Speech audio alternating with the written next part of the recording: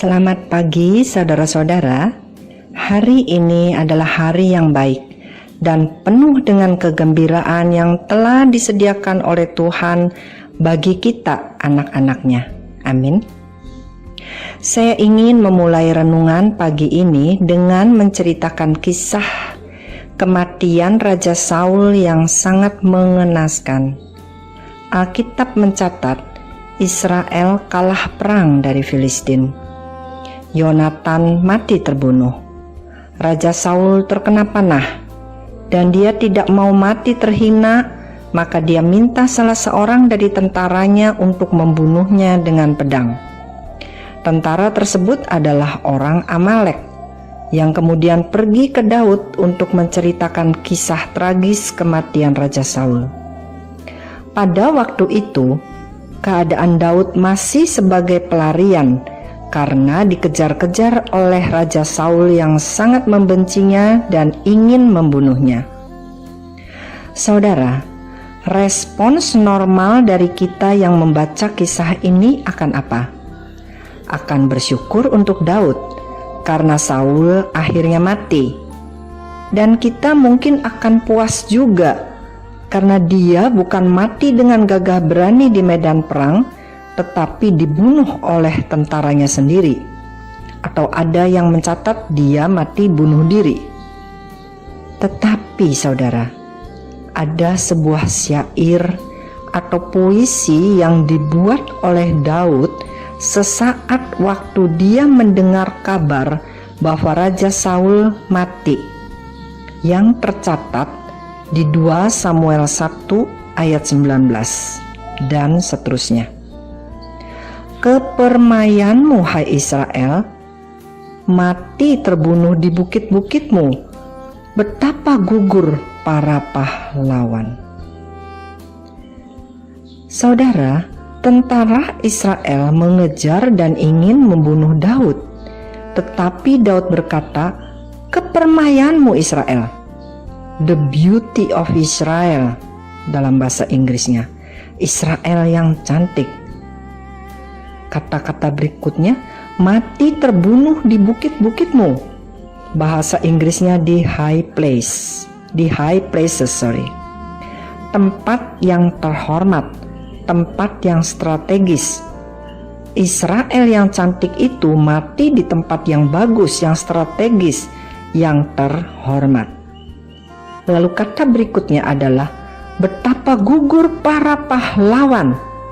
Daud yang hidupnya dikejar-kejar oleh Saul dan tentaranya itu sekarang memanggil Saul sebagai pahlawan. Di dalam bahasa Inggrisnya tercatat mighty, yang berarti yang hebat, yang kuat, yang berkuasa. Wow.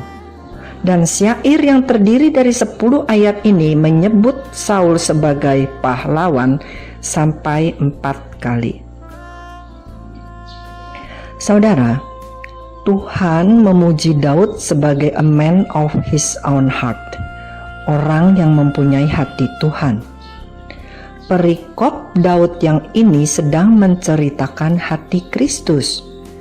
Yesus mengajar kita untuk mengasihi lawan kita. Dalam Lukas 6 ayat 27 dan 28, tetapi kepada kamu yang mendengarkan aku berkata, kasihilah musuhmu, berbuatlah baik kepada orang yang membenci kamu, mintalah berkat bagi orang yang mengutuk kamu, berdoalah bagi orang yang mencaci kamu. Apakah yang akan kita katakan pada saat seseorang yang jahat perilakunya mengalami celaka?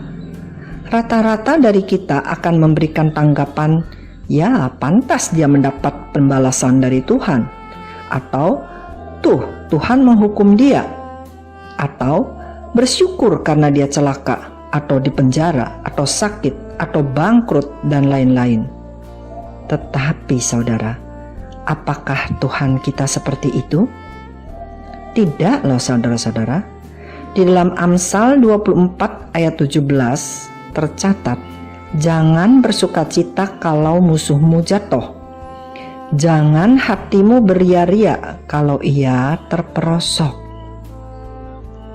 Pada waktu Yesus di kayu salib, dia berkata, "Ampunilah mereka." Siapa mereka? Orang-orang yang menyalib dia. Yesus datang untuk orang berdosa. Dia datang bukan untuk membalas dendam. Dia datang bukan untuk menghukum yang berdosa, tetapi untuk membuat orang berdosa mendapatkan hidup.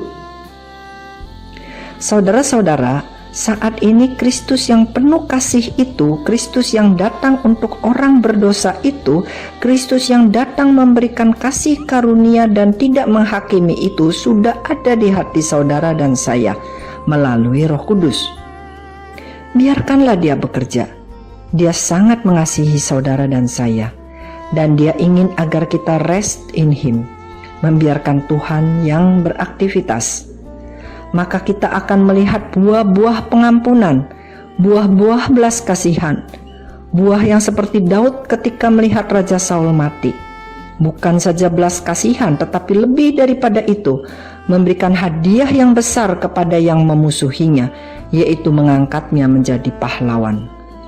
Daud adalah tipe dari Tuhan Yesus yang bukannya menghukum kita yang berdosa ini, malah dia mengangkat kita menjadi anak-anaknya, dan lebih dari itu, menjadi ahli-ahli warisnya. Wow, sungguh luar biasa kasih Tuhan. Semoga kebenaran yang dibukakan hari ini membebaskan saudara-saudara. Salam kasih karunia dan damai sejahtera di dalam Kristus mengikuti saudara-saudara hari ini. Selamat hidup dengan aktivitas Tuhan. Haleluya.